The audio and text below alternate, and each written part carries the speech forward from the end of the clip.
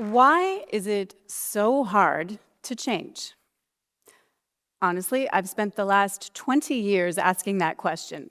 As a doctor, as a coach, and as a human being who once believed I just wasn't the kind of person who could change. You probably know the feeling.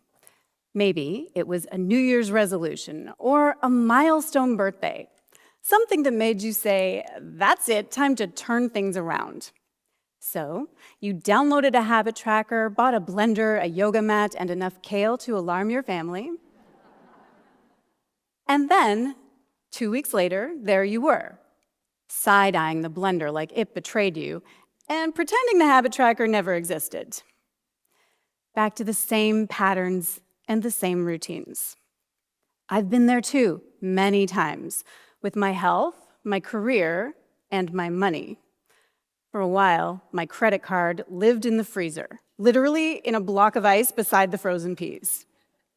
A solid plan, until the night I wanted a pair of boots badly enough to melt the ice around it with a hairdryer. I tried every budgeting trick, spreadsheets, envelopes, you name it, but nothing lasted. And I kept thinking, I'm doing all the right things. Why can't I stick with this? That cycle of hope, effort, and defeat can leave you wondering, what's wrong with me? But what if nothing is wrong with you? What if the reason change doesn't last isn't because you're doing it wrong, but because you're asking the wrong question? We all want to change something, lose weight, start a business, be more confident, get more sleep. And there's no shortage of strategies. 5 a.m. routines, cold plunges, vision boards, biohacks. But if knowing what to do were enough, we'd all be thriving by now. So why is it still so hard? As a family doctor, I watched patients struggle, not with understanding what to do, but with actually doing it and staying consistent. So I started asking different questions. Not how do we build better habits, but something deeper. What makes change stick? Why do some people succeed and others don't, even when they're trying just as hard? And the more I looked, the more I started to see a pattern. And then I found a study that offered a fascinating clue. In 2011, ahead of an election, a team of researchers from Stanford and Harvard asked one group, how important is it to you to vote in the upcoming election? They asked another group, how important is it to you to be a voter in the upcoming election? And in that study, that one tiny shift from doing to being made people significantly more likely to show up at the polls. Why? Because one focused on action, the other focused on self-concept. Once I saw that, I started seeing it everywhere. People who called themselves runners, they were still out there in February, long after the resolution crowd disappeared. People who'd said, I'm trying to run more, most of them were already back on the couch. So I began to wonder, what if the real obstacle isn't your habits or your willpower? What if it's your identity? Not just what you do, but who you believe yourself to be. When I look back, that's exactly what was happening with my credit card in the freezer. I wasn't just fighting a spending habit, I was defending an identity. I still saw myself as someone who's bad with money. And every time I said that, I wasn't describing the problem, I was reinforcing it. I had unknowingly written an instruction manual for myself. Here's who you are, here's what you do. Because when we believe the story, we live the story. That's what identity does. It tells your brain how to behave, even when you're desperate to change the script. But when you change the who, you change the what. Picture it this way. You download a fancy new app on your phone, but it keeps crashing, won't load, glitches out. Turns out, your phone's operating system hasn't been updated in years. That's what it's like when we try to fix our lives from the outside. New habits, new hacks, new goals. But underneath, the identity you're running on, it's still the old version. It sounds like, I'm not good at this. I never follow through. I always put others first. That's the outdated OS, and those shiny new habits crash, not because they were wrong, but because they weren't supported by the system underneath. Real change doesn't last until you update the system, until you upgrade who you believe you are. Because here's what I've seen again and again. Identity always wins. And the research backs this up. For example, studies show that people who define themselves as non-smokers are consistently more successful at quitting than those who say, I'm trying to quit. Why? Because when a behavior aligns with your identity, your actions naturally follow. But when it doesn't align, when it challenges the person you've always believed yourself to be, that's when change gets hard. Because we're not just afraid of failing, we're afraid of losing who we've always been.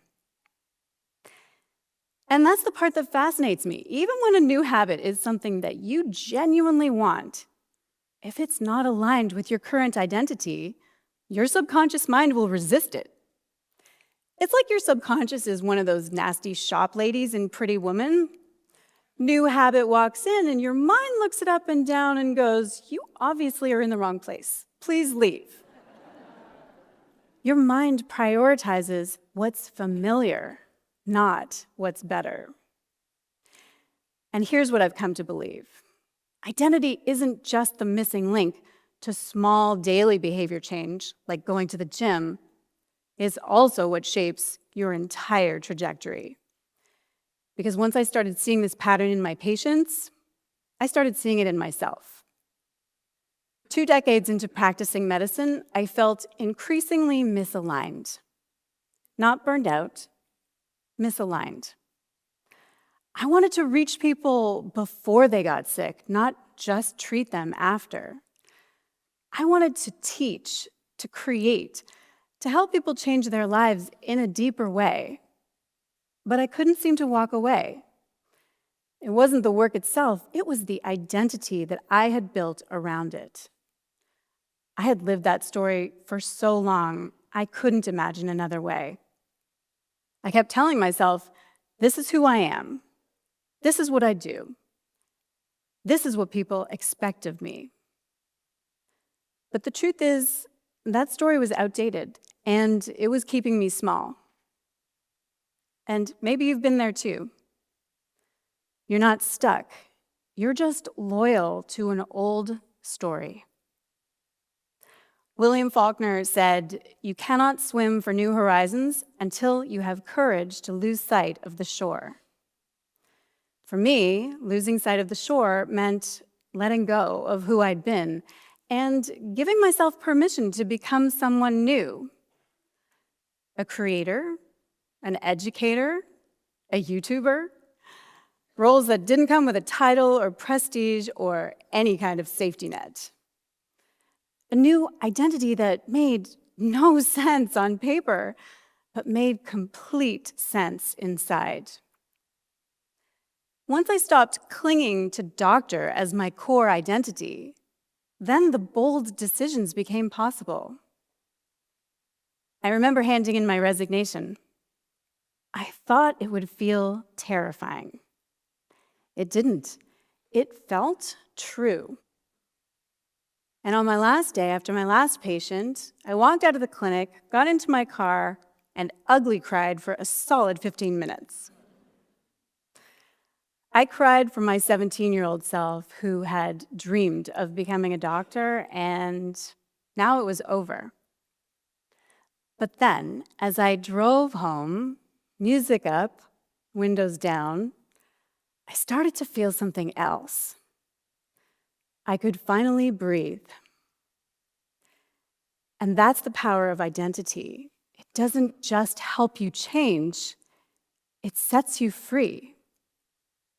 If your current identity is misaligned with the change that you want to make, whether that's a small change or a big one, the answer isn't to push harder. It's to pause and look within. You begin by recognizing the story that you've been living inside and then asking yourself a simple but seismic question. What if that story isn't true anymore? Right now, I'm learning to golf. And when I say learning, I mean humbling myself weekly in front of retired men named Roger. But the more that I identify as a golfer, the more I start showing up like one. I book lessons, watch swing breakdowns, even bought the shoes. And I don't say I'm dabbling anymore. I say I'm a golfer. Not because I've mastered it, but because that's who I'm becoming. So when you're trying to change, the real question isn't what should I do? It's who do I need to become? Because when that internal shift happens, everything else starts to follow. Not because it suddenly becomes easy, but because it finally makes sense.